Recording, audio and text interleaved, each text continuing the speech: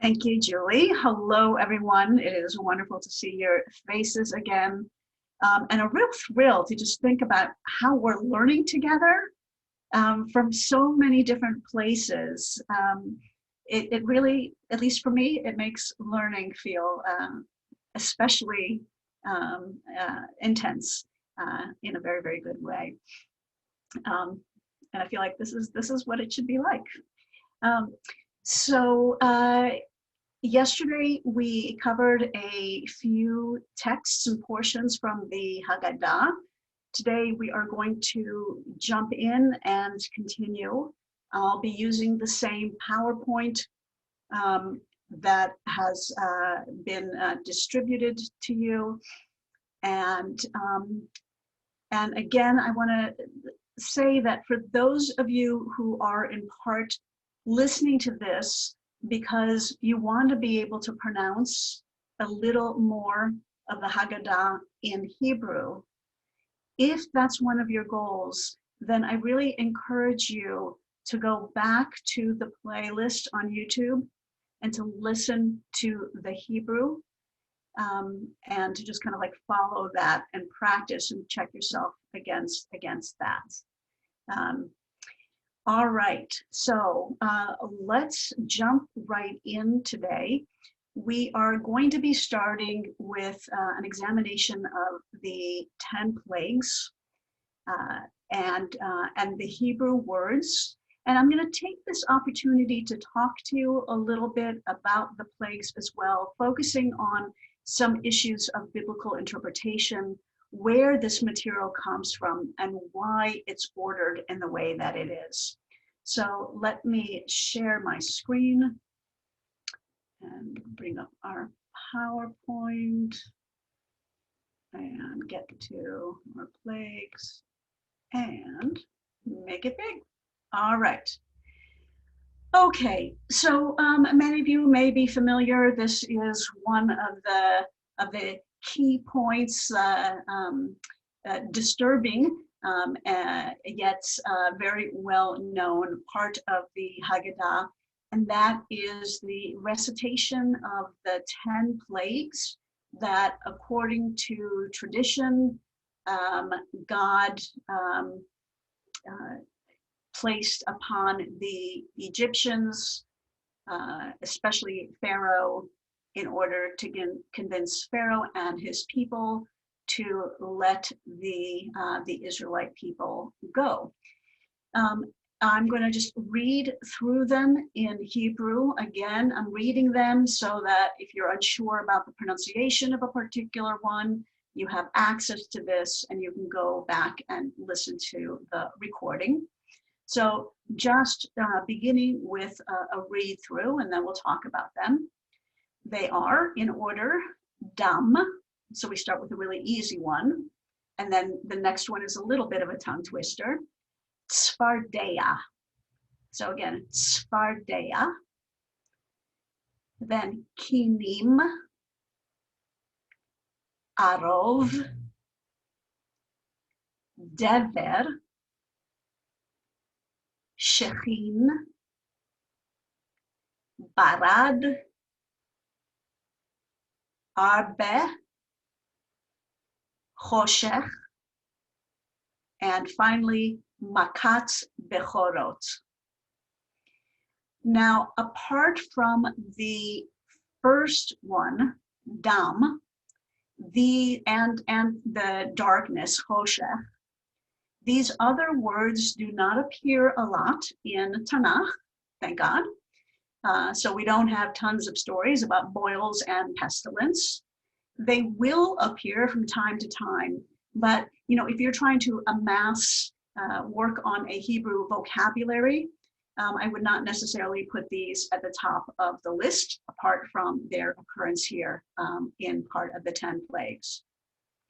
And so the custom in a lot of families is that you take a finger and you dip your finger into your cup of wine, and as you recite each of the plagues, you put a drop of the wine onto the plate, and then tell the kids not to to suck the grape juice off of their fingers, because this is a sign of mourning and regret for what had to happen to the Egyptian people in order for the Israelites to be set free.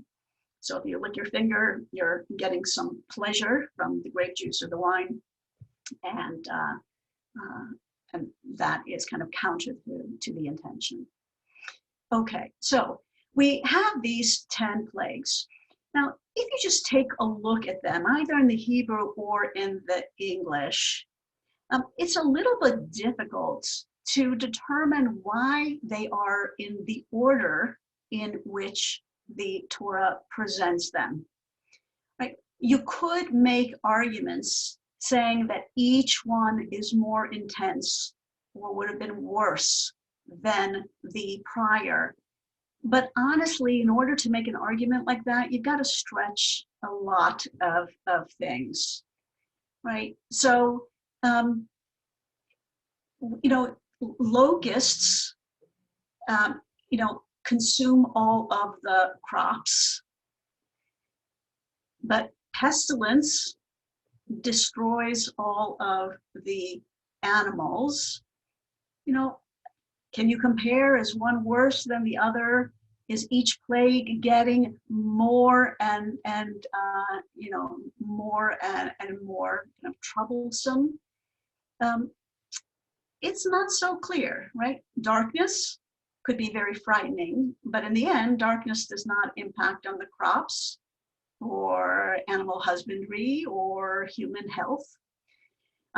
And so I just want to suggest, and I'm going to give you one more minute to kind of look at the order of these. I want to suggest that the order of the 10 plagues is not necessarily from least harmful to most harmful. That's not to say that the death of the firstborn is not awful. But I want to provide you with a different way of looking at the order and the organization of the 10 plagues. And in doing this, I'm going to stop the screen share for a minute so I can see your faces and talk with you. So one of the interesting things is that the Torah itself never says that there are 10 plagues. So there is nowhere where the plagues are identified as a group of 10. So one question is, well, where do we get this idea of 10? Now you might say, well, you go and look at them and you count and you've got 10. But one could argue that the first sign or wonder is when Moses turns his staff into a serpent right in front of Pharaoh. Right? That could be considered one of the signs and wonders. It's a threat to Pharaoh, right? It's frightening, but we don't count it among there. If we did, we would say that there are 11. On the other hand, we could say that the death of the firstborn doesn't really belong with the narrative, because we have plague, plague, plague, plague, then the plagues stop, and we get 2 full chapters that talk about the different laws and rituals to be observed to honor Passover. So we could say, well, the narrative has concluded, and then we get Passover legislation. And so when we start with the death of the firstborn, maybe that's not part of the plague tradition. Maybe that's like moving us on to leaving Egypt. Right? So depending on how you define what these are, you can organize them. You can understand some to be included or not included. Part of the issue is that the text uses 2 kinds of words to describe what these events are. And so what we've gotten in the Haggadah is that we call these plagues. And the Hebrew terms for plagues are used in the narrative. But just as often, if not more often, these are not called plagues, but they are called signs and wonders. So if we think about these as signs and wonders, then Moses turning his staff into a serpent is certainly a sign and a wonder. So some interesting things happen when we begin to question the number 10. Now, the Exodus is not the only place where we hear about these events. I'm not going to call them plagues. I'm not going to call them wonders. I'm going to use neutral term and just call them events. But something interesting happens when we look throughout Tanakh, and we find that there are several Psalms that recall the story of what happened. And in the recollection of things that happened in Israel's past, they tell about the events. And what is interesting in those is that you usually get a group of 7 events that happened.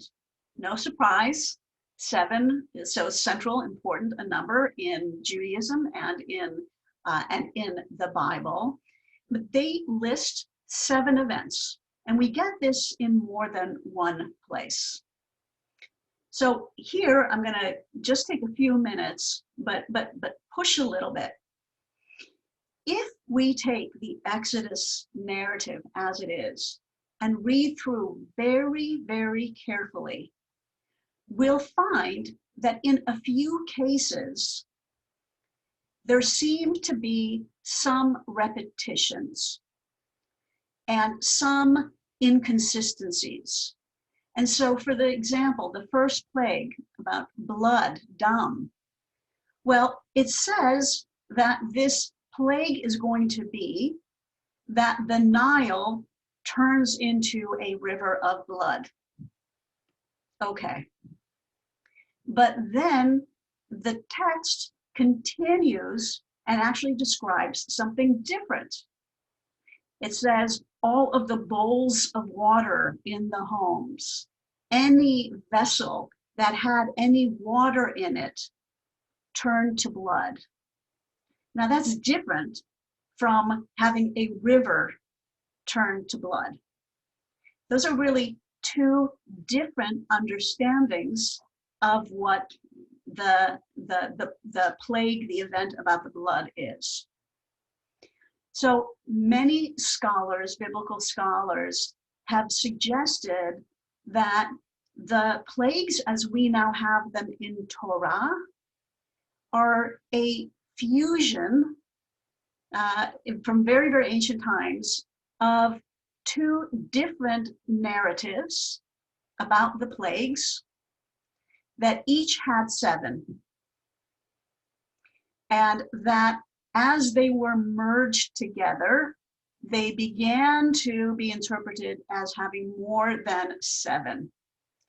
So again, I'm going to just share my screen and have you consider that when you look at something like lice and beasts, kinim and arov, in other places, these 2 terms are used as parallels. So in poetic literature, kinim and arov are used interchangeably. So what if originally there was a tradition of a plague that included really annoying little beastie things, and one tradition called these things kinim, and the other tradition called these things arov. And eventually, instead of being understood as a description of the same thing, they become 2 separate events. You can see the same with dever and shechin, pestilence and boils. Both of these are basically the same thing. Some kind of disease that inflicts the skin. And so we might have had one ancient telling, right, where someone is sitting around the campfire in a small town in ancient Israel and using the word dever to describe that skin disease. And there's someone else who's in another community who's also telling the story, and they're using the word shechim, but they're really talking about the same kind of phenomenon. People have even suggested that hail and darkness might be related, that with intense hail, there may have been darkness.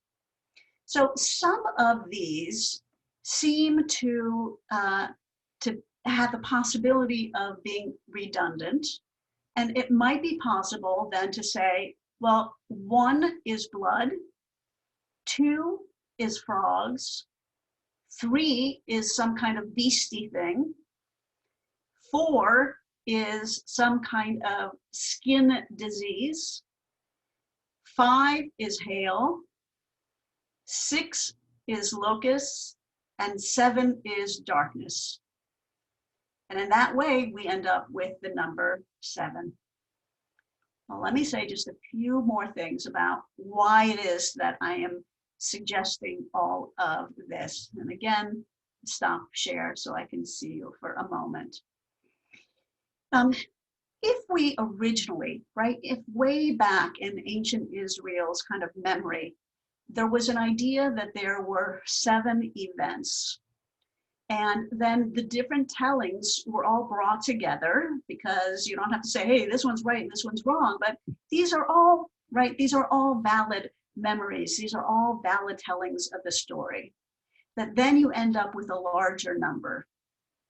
But what's interesting is that if we put aside the death of the firstborn and we look at the other 9 as we have them in the book of Exodus, they actually have a very interesting structure to them. If you imagine a grid, a 3x3 grid, so you have plagues 1, 2, 3, next line 4, 5, 6, third line 7, 8, 9. All right. In 1, 4, 7, the line across, each plague begins with God telling Moses, go to Pharaoh in the morning.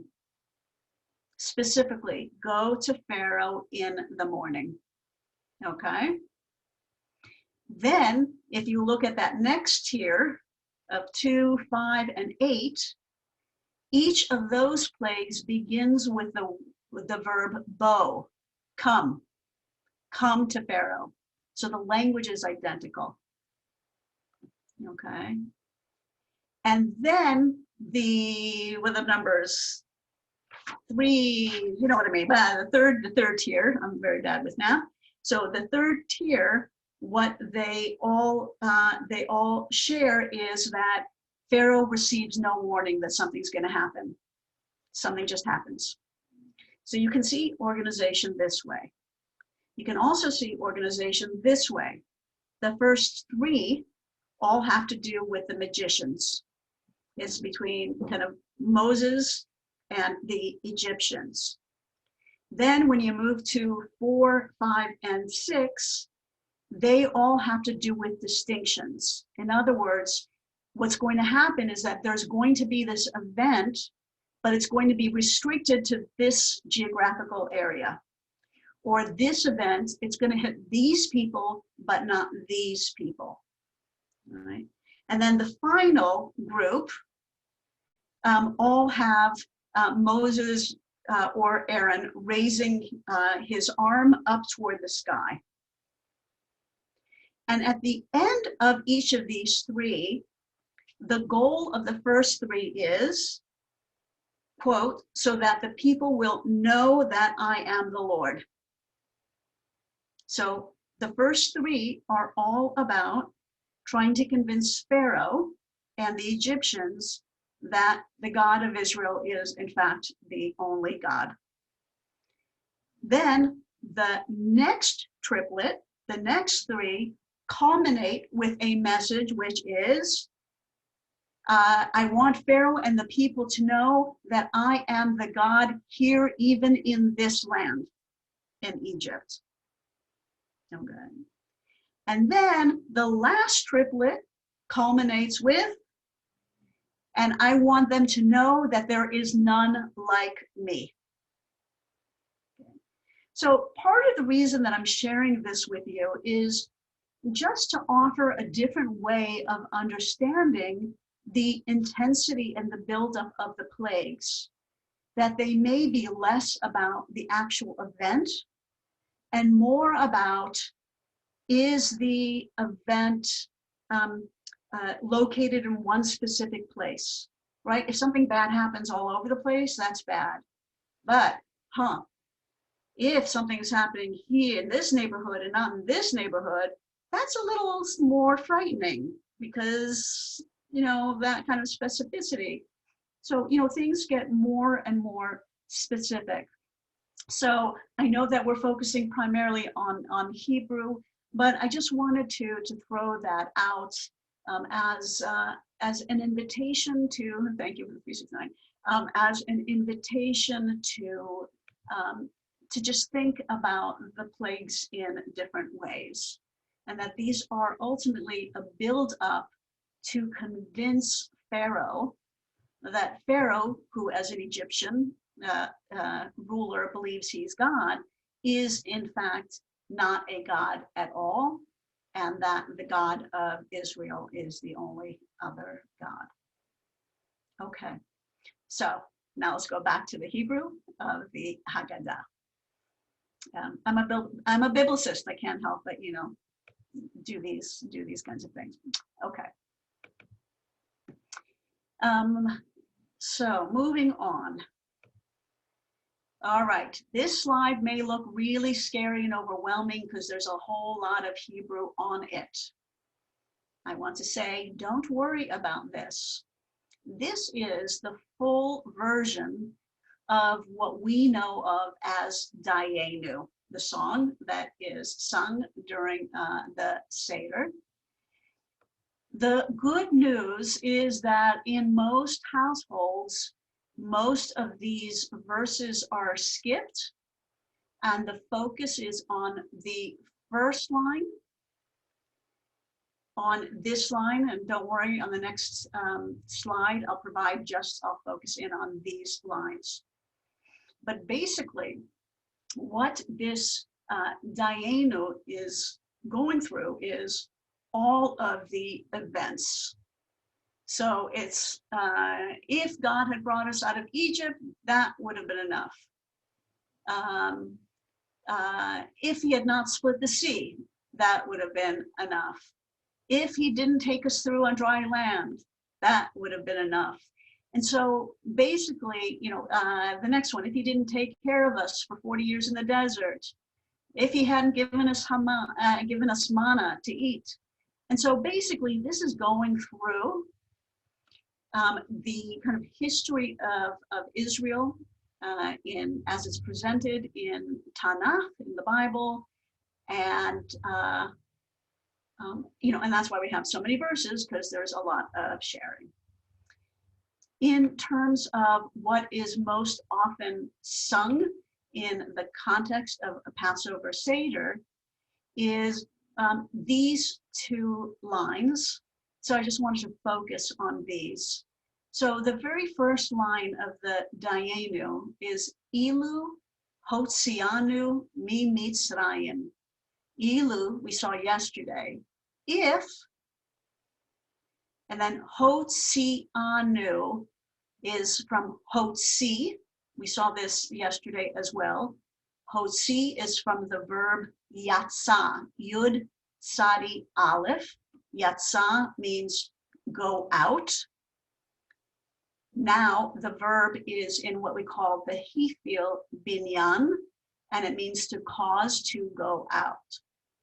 So if he had brought us out of Egypt, the anu is the us, so brought anu, us, out, me, from, the preposition Egypt, Dayenu, which means that would have been enough for us. The base word in Dayenu is die. Unfortunately, it sounds a lot like an English word, okay? But it has nothing to do with that. So the Hebrew word "dai" means enough. All right. So in in Israel, if your kids are driving you crazy and you're completely fed up, you might say "dai kvar," enough already. Okay. So "dai." When we add the "enu" suffix, it means enough for us. Okay. So if he had brought us, Anu, out from me, Mitzrayim, from Egypt, Dayenu, that would have been enough for us. And then it goes on and on with all of these. But when you're singing, it is a very common practice that the focus then moves to this verse. Ilu, if, Natan lanu, Natan means give. So if he had given lanu, literally to us, et haTorah, the Torah, Dayenu, that would have been enough for us. There's another one that's very similar that simply says, Ilu natan lanu et haShabbat. If God had given to us the Sabbath, Dayenu, that would have been enough. Okay, so you can see that there are many, many verses in more traditional communities. You'll hear a run through of all of this. In a lot of other communities, the focus is more on singing a few verses rather than reciting all of these. And the tune for this, I think, is probably one of the better known tunes for Passover. So, Ilu, Ilu, Hotzianu, Hotzianu, mi Mitzrayim, Hotzianu, mi Mitzrayim, Dayenu, Dayenu, Dayenu, Dayenu, Dayenu, Dayenu, and then that kind of repeats over and over again. Basically, you'll find yourself repeating a lot of these words over and over again. So, Ilu natan lanu et haTorah, natan lanu et haTorah Dayenu. So you'll find with each line, it's you add a few more words, then you add a few more words, then you add a few more words. Okay. But in the end, the tune is pretty basic and the phrases are short. And I think this is what makes this rather user-friendly around the Seder table. Okay. So now I want to proceed to a section that is not quite as well known as the 10 plagues or the Dayenu. But as I said yesterday, even when you encounter a Haggadah that is primarily in English, there are often still a few lines that are retained in Hebrew because they've just become very powerful, almost like paradigmatic lines. And so this line appears near the end of the telling of the story, near the end of the Magid. It usually immediately precedes the second cup of wine. So you're still in a good enough condition to be able to read some Hebrew. And the line in Hebrew, again, I will read through it slowly. So the line is, Bechol dor vador chayav adam lirot et atzmo ke'ilu hu yatsa miMitzrayim. Now, we've encountered a number of these words just even yesterday. So our first word, chol, or kol, we talked about this yesterday, means every or all. You may be familiar with dor, dor vador, from liturgy. Dor is a generation. So, behol dor vador, literally, in each generation and generation, meaning in each generation, right? So, behol dor vador, in each or every generation. Then our subject is Adam, a human being, a person. The verb chayav means obligation. So a person is obligated, chayav, and what are they obligated to do? They are obligated lirot, to see.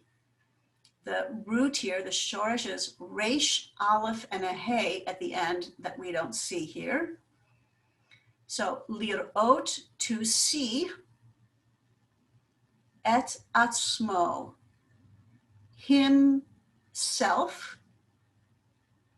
So each person is obligated to see. I'm translating this, trying to get away from gender, to see themselves. It's not accurate, but a little bit more palatable, perhaps. Ke'ilu, and we just saw ilu with the Dayenu. Ilu, right? As if. So, as if, who means he, as if he, or again, as if they had come out from Mitzrayim, from Egypt. Yatzah is the same root that we have been seeing with words like Hotzi Anu, God brought us out. So I said before that Hotzi Anu, here, let me see if I can draw. So when the word appears, I'm sorry, I know I should be writing a block print and I'm just very bad at it. So I'm writing in script. I apologize for this. So when it's in this form, Hotzi, with a hey at the beginning and a yud between the second and third letters, it means it's the hifil binyan, and we can't get into like all the grammar, verb grammar, but it basically takes a root like yatzah and makes it causative. So yatzah means go out. So when we take that root and put it into a hifil construction, it means to cause to go out. And what's a better word in English for cause to go out? Bring out, or any other word that you might choose. Okay. And you can see that, again, my translation here tries to avoid gender. Adam is often used in the Bible to indicate human being or person, as opposed to ish, which is the word for man, isha, the word for woman. So when God, in the beginning of creation, when God first creates humanity, the text says, God created humanity, zachar unekeva, the masculine and feminine, the male and female. And that male and female creation is called Adam. And so the creation of woman is not actually the creation of a woman from a man, because you don't have a man until you have a woman. So at first, there is just a single being. And the rabbis even suggest that this single being may have been a fusion of male and female biological sex. that's a whole other conversation I'm happy to have anytime. All right. But the basic teaching here is that in every single generation, each person here, the assumption within this context is Jew, but each person is obligated to see themselves, right? To see themselves as if they had come out of Egypt, right? What's being required here is something that is actually quite profound and may be challenging. It means, right, what does it mean to see ourselves? It means to empathize as fully as possible, right? To try as much as possible to live into that feeling of that kind of experience. And so this often concludes the telling of the story, and then moves to the second cup of wine, and then moves to a lot of the blessings, and when you start eating the matzah and the maror and all of that. Okay. I think another very interesting conversation starter to have around the Seder plate is, what does that Hebrew line mean, right? What's the obligation? What does it really mean to see yourself as if you personally had come out of Egypt? I think that can be a very rich conversation that can go in a lot of different directions. But it's certainly cultivating something that we need a lot more of, in my opinion, these days, but cultivating empathy and trying to live in the shoes of another.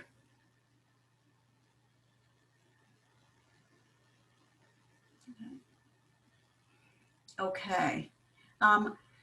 I'd like to pause here. I think that Julie needed to leave the meeting. My internet needed to drop for a second. Okay. So I'm sorry about that.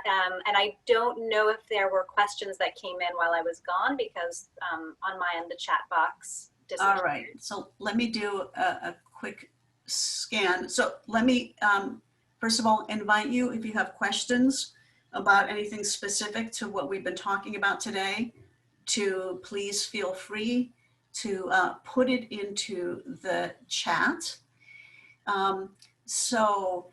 Question about the dagesh in Daled and Nun relates to older pronunciations that have fallen out of use. Thank you. Thank you.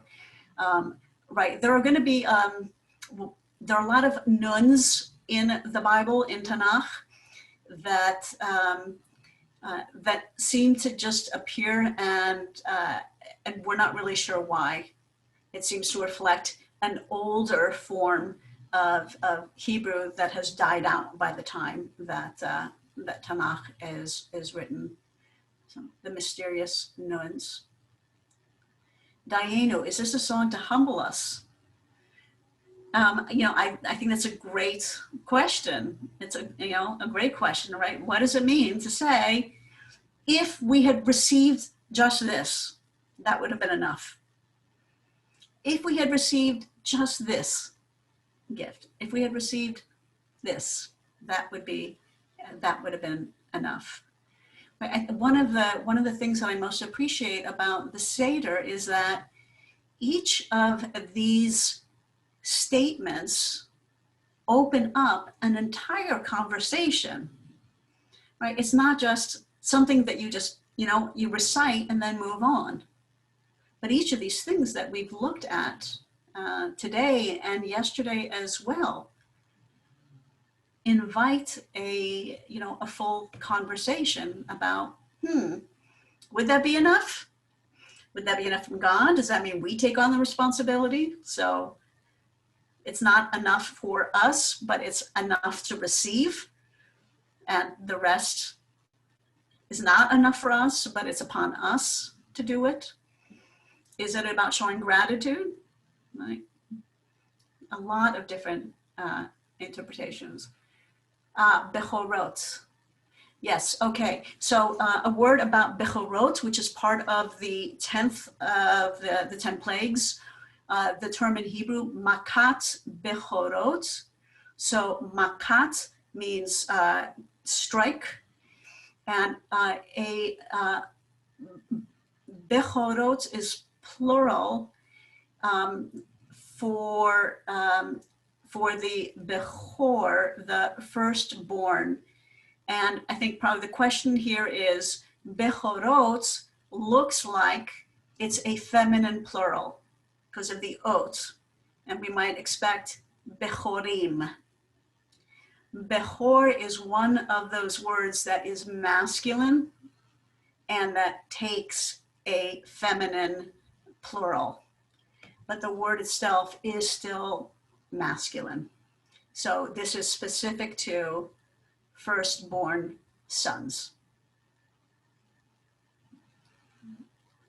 And I love the fact that you are answering each other's questions and that we're all kind of learning here.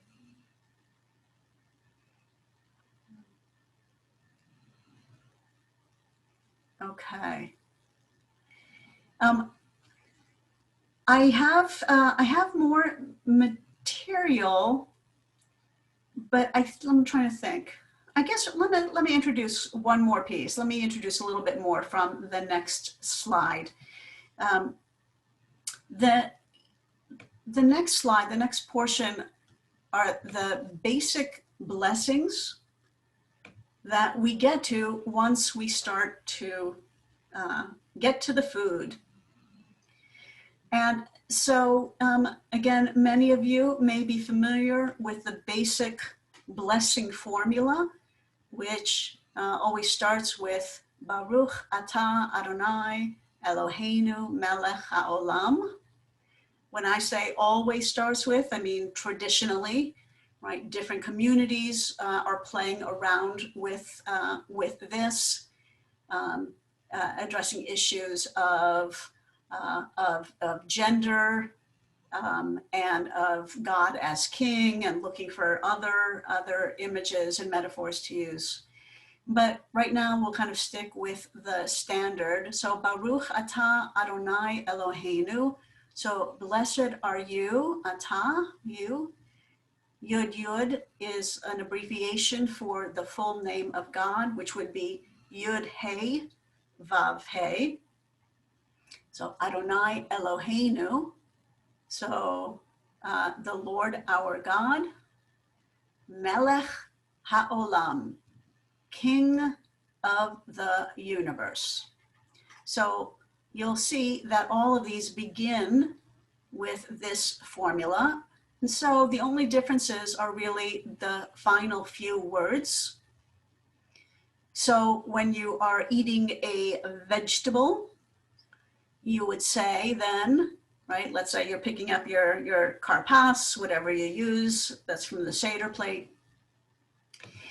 Then you would say Borei Pari Ha'adama, which is we are blessing God for having, for creating literally the fruit of the earth. So things that come up from the earth, we call vegetables. Okay. The next one may be even more familiar. So again, we're going to use the basic formula, Baruch Atah Adonai Eloheinu Melech HaOlam, and then Hamotzi Lechem Min Haaretz.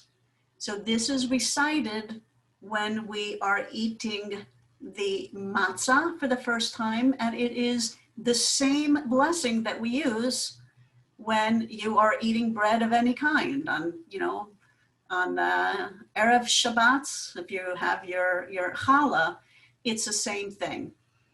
Because whether the bread is leavened or unleavened, it is still a cooked grain. So this is the standard. And what is added is, before you actually eat the matzah, you then add this second blessing. So you recite two blessings before you eat the matzah. And this second one, again, with the same basic formula, Baruch Atah Adonai, Eloheinu Melech Haolam. And then here is another section that is often added on, Asher Kidshanu. So who has sanctified Anu? We keep seeing this Anu, us. B'mitzvotav, with his commandments. Vitzivanu, and has commanded Anu, us. Al achilat matzah. So those last three words are what is unique here. Al achilat matzah, who has commanded us literally over eating of the matzah. Okay. So we say our basic hamotzi lechem min haaretz, and then we move into an additional blessing that acknowledges that we are following the commandment to actually eat matzah specifically. All right, and then the final one, we'll see again, most of it is the same. Baruch atah Adonai, Eloheinu melech haolam, asher kitshanu b'mitzvotav, again, who has sanctified us, with mitzvotav, his commandments, vitzivanu, and has commanded anu, us, al achilat maror, who has commanded us regarding the eating of maror, bitter herbs.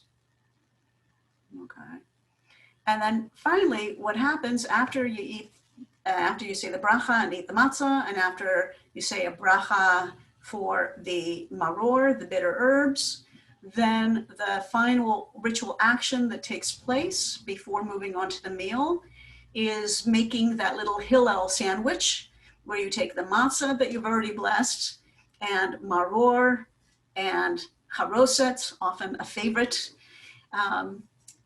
and you make a little sandwich with the charoset and the maror. This is not in Tanakh. This is a rabbinic tradition, so there is no blessing for that. Right. So once you've finished with the blessing for the matzah and the maror, then when we make our little sandwiches called the Hillel sandwiches, that is in the realm of custom and not law dictated by Torah. So there's no special blessing. This is when you begin to eat after waiting a long time, and you know that this is basically your appetizer.